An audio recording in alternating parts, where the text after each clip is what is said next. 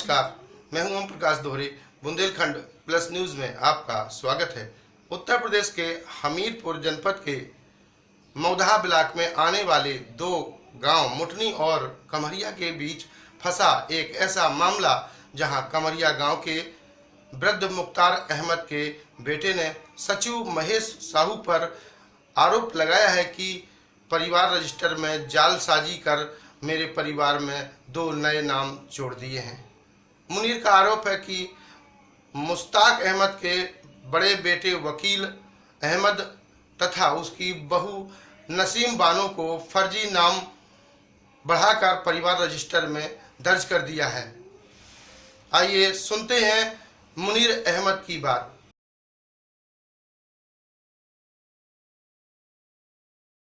और मैं कमरिया का मूल निवासी हूँ। ये मेरे पिताजी बैठे हुए हैं जिनका नाम मुख्तार अहमद है और ये अस्वस्थ हैं, इसलिए इनकी जगह मैं अपनी समस्या बताना चाहता हूँ।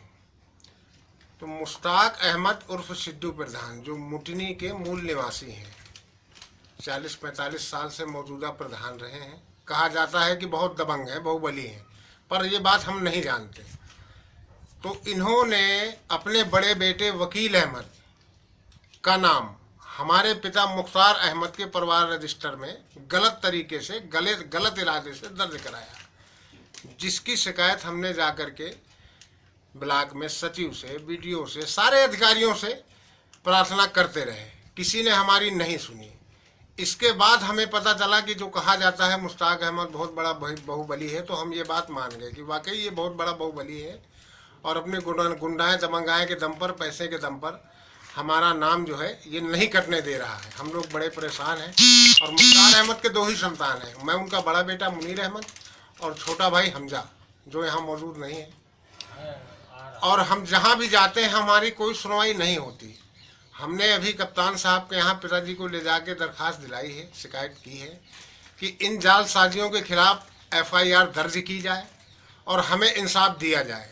यदि ऐसा नहीं हुआ तो फिर हम हमीरपुर गोल चबूतरे में धरना और अनशन वगैरह करने पे मजबूर हो जाएंगे और अदालत का दरवाजा खटखटाने पर भी मजबूर हो जाएंगे।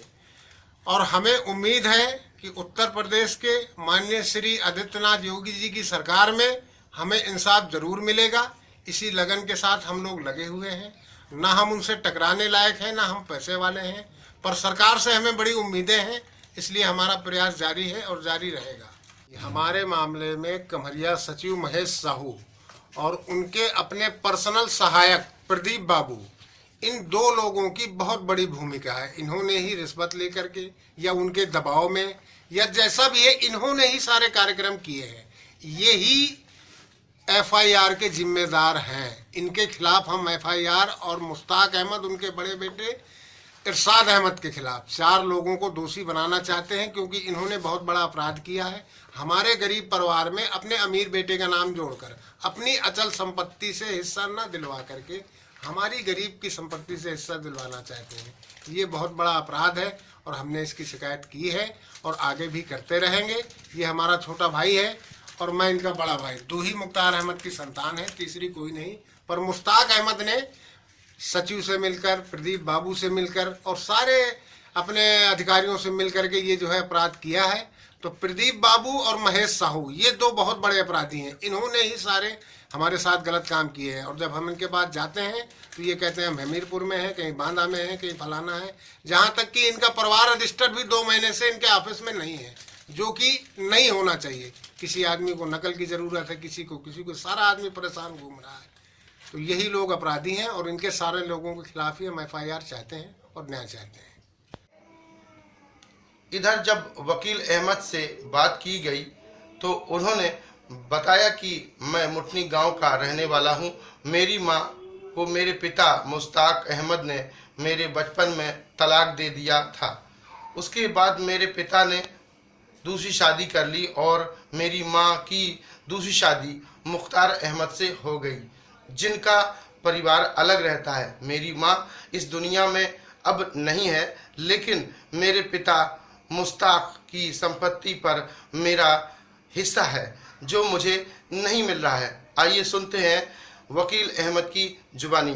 क्या मामला है आपका जो आप बहुत परेशान है, कई जगह आप दरखास्त दिए हैं? हमारा मामला ये है कि हम ग्राम मुटनी के मूल निवासी हैं और मुटनी के ही हैं। तो हमारा जो है दूसरी जगह किसी के दूसरे हिस्से में हमारा नाम दर्ज कर दिया गया है हमारी बीवी का। तो हमें हमें जो पिता हैं मुश्ताक अहमद उर्फ सिद्धू, वो ग्राम मुटनी के हैं, पूर्व प्रधान हैं। अभी 30-40 साल से उन लोगों ने प्रधानी कर रखी है, कभी उनकी बीवी कभी उनका लड़का। तो वहाँ के लोग दबदबे में हैं और वहाँ हमारे लिए कोई ऐसे लोग आवाज़ नहीं उठा पा रहे हैं। हमने ऑफिसरों में, ब्लॉकों में, तहसीलों में, अपने जिलाधिकारी जी सबको हमने दिया, हमें न्याय नहीं मिला। हमें न्याय मिलना चाहिए। हमें उम्मीद है, यकीन है कि हमें न्याय दिलाएंगे और हम दर दर भटक रहे हैं। दूसरे को उसमें हमें परिवार में घुसेड़ दिया गया है कि इसमें वो दर्द हो जाए, हमारा विवाद करवाना चाहते हैं। और ये हमारे पिता मुश्ताक अहमद ही हैं, हम मूल निवासी मुटनी के हैं। छोटी सी हमारी दुकान है ग्राम कम्हरिया में। हमारी माँ का निकाह सन 78 में कम्हरिया में हुआ मुख्तार अहमद के साथ। तो ये लोग हमें परेशान करते थे स्कूलों में, तो हमने वहाँ से 2 तक पढ़ाई की। उसके बाद माँ के साथ आ गए, हमने 5 तक की पढ़ाई कम्हरिया में की। यहीं हमारा जीवन चलने लगा और हम दर दर की ठोकरें खाने लगे। हमने कम्हरिया में भी शादी की और यहीं हमारे छोटी सी दुकान में बच्चों को पालन पोषण कर रहे हैं। हमारे साथ न्याय होना चाहिए। हम हर जगह गए, हमारे साथ धोखाधड़ी की जा रही है। हम जिसके लड़के हैं वहाँ दर्ज नहीं किया जा रहा है, हमें बरगलाया जा रहा है। और हमारी यूपी सरकार से, माननीय मुख्यमंत्री जी से हमारी उम्मीद है और हमें यकीन है कि हमारा इंसाफ इसी सरकार में होगा। और जितने भी हमारे सर लोग हैं, जितने भी ब्लॉक तहसीलों में बैठे हैं, वो सही निष्पक्ष जांच करके और हमारे साथ निष्पक्ष फैसला करें। हम बाबा के दरबार में कम्हरिया में बैठे हैं, यही हमारा इंसाफ करेंगे और हमें बहुत उम्मीद है। हमारे साथ गुंडाई हो रही है, हमें मारने की धमकियाँ दी जा रही हैं, हमें औलाद नहीं बनाया जा रहा है। हमारी माँ के 3 बच्चे थे, हम शमशा बानो, एक बाबू अहमद, बचपने में हमारे वो ख़त्म हो गए। फिर हमारी माँ की तलाक हो गई, तो हम अपना पालन पोषण कर रहे हैं। हम मुटनी के ही हैं, अपने मुश्ताक अहमद के परिवार में जुड़ना चाहते हैं, वहीं रहेंगे। इस मामले में जब वकील अहमद के आरोप पर मुटनी गांव के पूर्व प्रधान मुश्ताक अहमद से बात की गई तो उन्होंने वकील को अपना बेटा मानने से इनकार करते हुए कहा वो मुख्तार का ही बेटा है और उनके बेटे ने कहा कि हम लोगों को ब्लैकमेल करने की कोशिश की जा रही है। इसके लिए हम अपने पिता मुश्ताक अहमद का डीएनए टेस्ट भी कराने को तैयार हैं। आइए सुनते हैं मुख्तार अहमद व उसके बेटे की जुबानी। Hello hello. हेलो हाँ भैया। हाँ मुश्ताक प्रधान जी बोल रहे हैं क्या? हाँ बोल रहा हूँ भैया। जी नमस्कार प्रधान जी, मैं नमस्कार भैया। पत्रकार ओपी दोहरे बोल रहा हूँ। अच्छा बताएं भैया। अरे मैं कहाँ से? जनपद मुख्यालय हमीरपुर से। अच्छा भैया बताएं। आपसे एक जानकारी आपका कोई बेटा है जो कमरिया में रहता है ना? नहीं, हमारा बेटा नहीं है वो। अच्छा अच्छा, हाँ, चलिए विवादित बेटा, हमारा बेटा नहीं है वो। जी जी, चलिए खैर हम हमारी बात सुन लीजिए। उन्होंने आरोप लगाया है ना कि आप उनके पिता हैं और आप उनको संपत्ति से बेदखल कर रहे हैं। ये उन्होंने आप पर आरोप लगाया है। इस दरखास्त दी है उन्होंने जो है जिलाधिकारी को, और ये दरखास्त हमारे पास भी है ना। और उन्होंने ये भी आरोप लगाया है कि भाई आपने जो है सचिव से मिल करके जो है ब्लॉक क्योंकि प्रधान रहे हैं आपने सचिव से मिलके वहाँ कमरिया में उसका मुख्तार के परिवार में उनका नाम दर्ज करा दिया। नहीं तो सुनिए, तो मुख्तार एक तो लड़का है, उसी को उसकी पत्नी वही खत्म हुई, हुई मरी, ये हुई रहा, हुई पढ़ा लिखा है। 50-52 साल हो गए जी और आज तक कोई बात रही। मगर अब थोड़ा सा अभी एक दिन अपने बड़े भाई को भेजा हमारे पास, जी प्राइवेट तरीके से आया था लड़के के पास, हमारे जो लड़का है प्रधान रहा है वो भी। तो उससे बात किया था कि रुपया मांगे थे, मतलब हाँ जी वही लालच की, बोले यार चल रही है, ब्लैक पे लगा है हर जगह। नहीं, तो दम है, देखिए दम है तो मामला देने टेस्ट करा ले। ये तो हाँ, ये तो जांच का विषय है। क्या मतलब वही मैं आपका भी पक्ष यही रखना चाह रहा था कि आपका भी पक्ष रख दें भाई, है ना, कि उनका पक्ष रखा है तो आपका भी पक्ष हम जानना चाह रहे थे। तो मेरे नहीं, हमारा पक्ष कुछ नहीं, ना हमारा लड़का है न कुछ है, सब वो कमरिया में रहा है। आज उसका निवास भी कमरिया में ऑलरेडी है। और वो क्या है वो कॉलोनी उसके नसीमा नाम है इसकी पत्नी का, उसकी नाम से इसके पति के नसीमा पत्नी वकील अहमद के नाम से वहाँ पे 2008 वगैरह में इसको वो मिला था कॉलोनी। जी 4 बच्चे हैं इसके जी, 4 या 5 जो कुछ भी हो। तो ये वहीं से सब बाकायदे अरब भेजा है इसने, पासपोर्ट है वहाँ पे, निवास वहीं का कमरिया का। एक्चुअली क्या कल मेरे पास आए थे, ये कार्यालय में आए थे, है ना, तो इन्होंने कहा कि भाई जो है बचपन में ही हमारे इन्होंने तलाक दे दी थी अम्मा को, तो अम्मा मैं वहाँ बड़ा हुआ हूँ, मेरी वो मार्कशीट वगैरह भी दिखाए मुझको जो है ना। नहीं, मार्कशीट उसको ऐसा है ना, वो ननिहाल है उसका, वो वहाँ गाँव जो है हमारा वो ननिहाल भी है उसका। अच्छा तो वो सब बुनियाद पे ननिहाल में ये रहा, तो वो साल में 1-2 तक उसने वहाँ दाखिला करा दिया जी है। तो वो शुरुआत से, क्योंकि उसकी एक वजह थी, अच्छा, कि उसकी माँ का निकाह हमसे हुआ था 10 साल 9 साल की उम्र में जी अच्छा, तो वह पुराना टाइम था। अच्छा जी वो पिताजी वगैरह बड़े सीधे साधे लोग थे और इज्जतदार लोग थे, वो किया रहे सब हमेशा। तो वो 8-9 साल में शादी कर दी थी। तो उसमें जो है, तो वो फिर वो जब हुआ तो वो मामला उतनी उम्र की बड़ी थी वो, और वो अच्छे लोग परिवार नहीं था सब मिला के, क्या कहें अपनी जबान से है। तो वो जब हम अपने आए सयान हुए, बात हुई, तो फिर वो वहाँ निकाह कर चुकी थी वहाँ मुख्तार के साथ। और ये वही हुआ है। अच्छा हाँ, वो कुछ नहीं है, सब उसी का है, वो कुछ या उसी का हो या किसी का हो जी, मगर वहाँ दर्ज रहा है, वहाँ पे उसने इसे जमीन भी दी है, जी इसको हिस्सा भी दिया है 1/3। अच्छा, वो बताते हैं कि हम 2 भाई हैं, हमारे यहाँ में फर्जी दर्ज करा दिया, हम प्रधान कमरिया के रहेंगे भैया, बताएं जी हम कमरिया के प्रधान रहे, इतना बड़ा कोई गलत काम कर देगा है।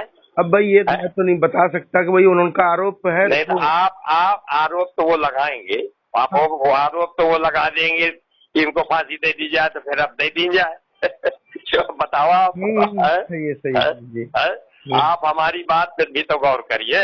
नहीं बिल्कुल, काहे नहीं, इसीलिए तो हम आपसे बात कर रहे हैं कि भाई आप हमने उनको उनसे बातचीत की है, तो आपसे ही बातचीत कर रहे हैं, ऐसा थोड़ी ना। कौन पत्र किस अखबार के हैं आप? मैं बुंदेलखंड प्लस न्यूज चैनल का संपादक हूँ। अच्छा, बोल देख लीजिए, बात करिए लड़के से हमारे इरशाद अहमद। अच्छा हेलो जी भैया बताएं। कौन बोल रहे हैं भैया? मैं पत्रकार ओपी दोहरे बोल रहा हूँ। उससे बोल रहे हैं? मैं बुंदेलखंड प्लस न्यूज चैनल है हमारा, मैं खुद ऑर्गेनाइज करता हूँ, मैं संपादक हूँ उसका। अच्छा, क्या नाम बताया? ओम प्रकाश दोहरे। बुंदेलखंड प्लस जी। अच्छा, बताएं दोहरे जी। बस वही, मतलब आप बता दिया, आपके पिताजी ने, बात हो गई उनसे, है ना। जो उन्होंने आरोप लगाया था, वकील अहमद हैं जो कमरिया में रह रहे हैं ना। हाँ, समझ में आ गई होगी आपकी बात। हाँ असल में सब फ्रॉड और चीटिंग का मामला है। अच्छा, नहीं वो भी यही कह रहा है कि हमारे साथ चीटिंग हुई है, और आपकी भी बात मैंने सुनी। नहीं तो हम वो साथ चीटिंग हुई है, तो हम तो भैया कह रहे हैं दोहरे जी, किसी की भी जरूरत नहीं है, आप ही पर्याप्त है। कल मैं लिवा के आ जाता हूँ हमीरपुर पापा को। एक्चुअली डीएनए टेस्ट करवा दीजिए। नहीं वो तो देखिए, डीएनए टेस्ट ऐसे तो होता नहीं है, कोर्ट जाना पड़ेगा, कोर्ट आर्डर। नहीं, कोर्ट नहीं जाना पड़ेगा, हम कप्तान साहब से आदेश करा के करवा देंगे। हाँ तो बिल्कुल करवा लीजिए, और क्या, ये तो और अच्छा है। और नहीं तो वो उसके लिए वो तैयार नहीं हो रहे ना। पता नहीं भाई, अब आप उनसे बात करिए ना। नहीं आप कर लीजिए बात। और दूसरा नंबर सुनिए मेरी बात दोहरे जी। जी जी। हमने जब उनको कोर्ट में केस करना चाहिए हाँ। कि ये हम उनके घर के सदस्य हैं जी। हमने उल्टे मुकदमा किया है, क्योंकि ऑलरेडी हम लोगों के ऊपर ब्लैकमेल कर रहा है वो। अच्छा। हम लोगों को जी। तो हम कोर्ट गए हाँ। कि वो हमारे घर का सदस्य नहीं है, जी। तो अपना एविडेंस पेश करे, हम भी एविडेंस पेश करेंगे, कोर्ट खुद निर्णय कर देगा आपके किसी की जरूरत नहीं है आप लोगों को परेशान करने की या किसी कर्मचारियों को परेशान करने की। कर्मचारियों को धमकी दी जा रही है, ब्लॉक के कर्मचारियों को बेचारों को कि मर्डर कर देंगे तुम्हारा, और धमकी दे रहे हैं कि हमारा नाम काट दो। तहसील के कर्मचारियों को धमकी दे रहे हैं, हम लोगों को लगातार वसूली के लिए धमकी दी जा रही है ना। जब कोर्ट केस कर दिया हम लोगों ने कि भैया आप हमारे घर के सदस्य नहीं, आप कोर्ट में केस करो।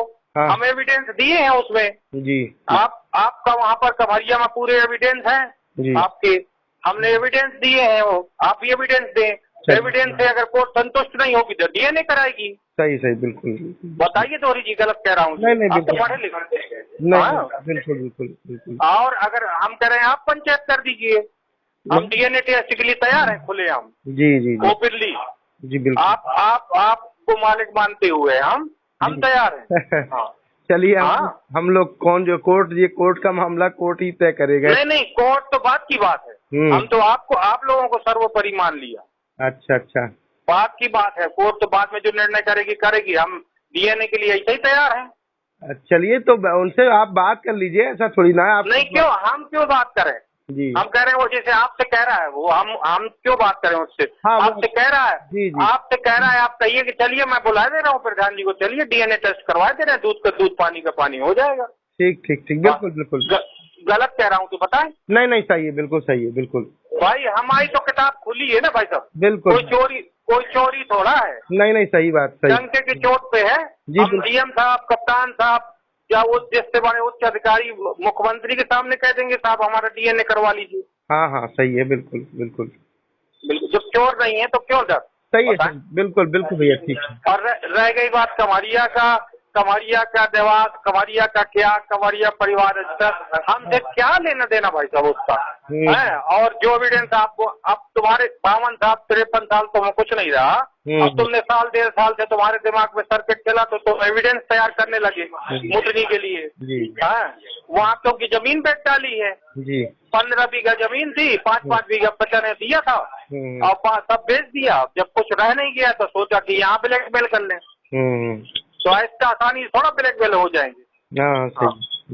ऐसा थोड़ा होता है, हम लोग पढ़े लिखे लोग हैं, राजनीति करते हैं, इसका मतलब ये थोड़ा है कि कोई आदमी हर आदमी ब्लैकमेल कर लेगा। भाई साहब ठीक भाई आप ही लोग पत्रकारिता करते हैं। नहीं आप अपना, अगर हम लोग ब्लैकमेल करने लगे तो आप कैसे हो जाएंगे क्या ब्लैकमेल?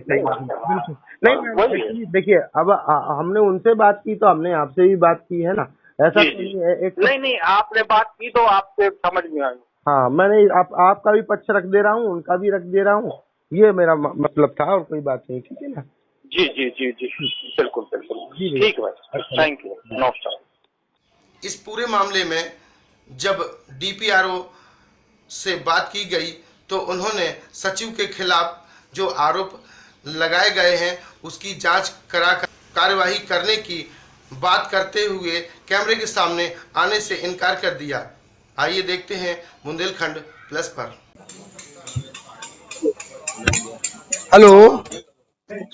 हेलो जी सर, प्रणाम, ओपी दोहरे बोल रहा हूँ भैया। नमस्कार जी। सर जी वो अभी बाइट करने आए थे क्या, फिर पता किया आपने कुछ? उसको बुलवाया है, वो आ रहा है। अच्छा जी। तो बाइट के लिए आ जाऊं सर? अब आ जाए वो तो उसके बाद आइए। अच्छा ठीक है सर।